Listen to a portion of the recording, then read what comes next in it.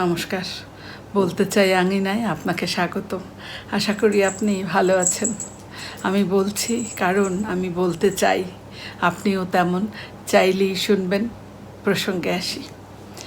জীবনে সফল হতে আমরা সবাই চাই। সুখী হওয়ার জন্য আমরা কত কিছুই না করি। আমরা বড় স্কুলে পড়ি, কিংবা আমরা বড় ডিগ্রি অর্জনের নানা চেষ্টা করি। আমরা একটা ভালো চাকরির চেষ্টা করি, আবার অর্থবিত্ত এমন অনেক প্রচেষ্টা আমরা চালাই। এগুলো তো আমরা করবই, এগুলো তো আমাদের জীবনেরই অংশ। কিন্তু আপনি একটু ভেবে দেখেছেন যে এগুলো করতে গিয়ে আমরা আমাদের নিজেদের দিকে তাকানোর সময়ই পাই না। আমরা একবারও আমাদের দিকে তাকিয়ে প্রশ্ন করি না যে আমি আসলে কে, আমি কি চাই, কোন বিষয়টি আমাকে আনন্দ দেয় আর কোন বিষয়টি আমাকে কষ্ট দেয়। আজকে এই আলোচনায় আমি জীবনের প্রথম শিক্ষা সে বিষয়ে কথা বলবো। জীবনের পথে চলতে গিয়ে সবচেয়ে গুরুত্বপূর্ণ যে কম্পাসটি দরকার, সেটি হলো আত্মপরিচিতি, অর্থাৎ নিজেকে চেনা, নিজেকে বুঝতে শেখা। কেন নিজেকে বুঝতে শেখা জীবনের প্রথম শিক্ষা। প্রথমত, সিদ্ধান্ত গ্রহণের ভিত্তি। একটু ভেবে দেখুন, আপনি কোন বিষয়ে পড়বেন, কিংবা আপনি কেমন ক্যারিয়ার বেছে নেবেন, কোন মানুষের সাথে আপনি জীবন কাটাবেন। এইসব বড় বড় সিদ্ধান্ত নেবার ক্ষেত্রে এসব বড় বড় সিদ্ধান্ত আপনি কিসের ভিত্তিতে নেন? অন্যের পরামর্শে কিংবা সমাজের চাপে? নিশ্চয়ই নয়। যখন আমরা নিজেকে জানতে পারবো, আপনি যখন নিজেকে জানবেন, তখন আপনি আপনার ভেতরের যে শক্তি আর দুর্বলতাগুলো আছে সেগুলো সম্পর্কে জানতে পারবেন। তখন আপনার জন্য অনেক সহজ হবে নিজের জন্য সঠিক সিদ্ধান্ত নিতে। যে পথটি আপনার জন্য উপযুক্ত, আপনি নিজেই সেই পথটি খুঁজে নিতে পারবেন। একটি মজবুত ভবনের জন্য যেমন প্রয়োজন মজবুত ভিত্তি, ঠিক তেমনি একটি সফল জীবনের জন্য আত্মজ্ঞান থাকা আবশ্যক। দ্বিতীয়ত, মানসিক শান্তি ও আবেগ নিয়ন্ত্রণ।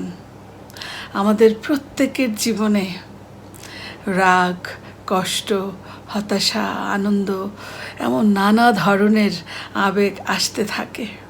এটা জীবনের অবিরাম প্রক্রিয়া। এই যে যখন আমরা নিজেকে বুঝতে শিখি, আমরা নিজেকে যখন বুঝতে শিখে যাই, তখন এই যে এই আবেগগুলো, এগুলো কেন আসে, এর কারণগুলো আমরা ধরতে পারবো। আমরা তখন সেটা খুব ভালো করে ধরতে পারবো। আর যেহেতু ধরতে পারবো, সেহেতু আমরা এগুলোকে নিয়ন্ত্রণও করতে পারবো। এই যে কেন আমার রাগ হচ্ছে, বা কোন কথাটিতে আমি কষ্ট পাচ্ছি, এটি যখন আমি বুঝতে পারবো, আমি ধরতে পারবো, তখন আমি আমার আবেগকেও নিয়ন্ত্রণ করতে পারবো। এর ফলে আমাদের সম্পর্কগুলো অনেক সুন্দর হবে, অনেক স্পষ্ট হবে। এই জন্য আমরাও মানসিক শান্তিতে থাকতে পারবো। যে নিজের আবেগের মালিক হয়, তার হাতের মুঠোয় থাকে পুরো পৃথিবী। তৃতীয়ত, আত্মবিশ্বাস তৈরি। যখন আমরা আমাদের ক্ষমতা এবং সীমাবদ্ধতা এটাকে গ্রহণ করতে শিখব, তখন আমরা কি করব? আমরা তখন এক ধরনের আমাদের ভেতরে আত্মবিশ্বাস জন্ম নেবে এবং তখন আমরা জানব যে কোন কাজটি আমার পক্ষে করা সম্ভব আর কোনটার জন্য আমার সাহায্য প্রয়োজন, এটি আমি নিজেই বুঝতে পারবো।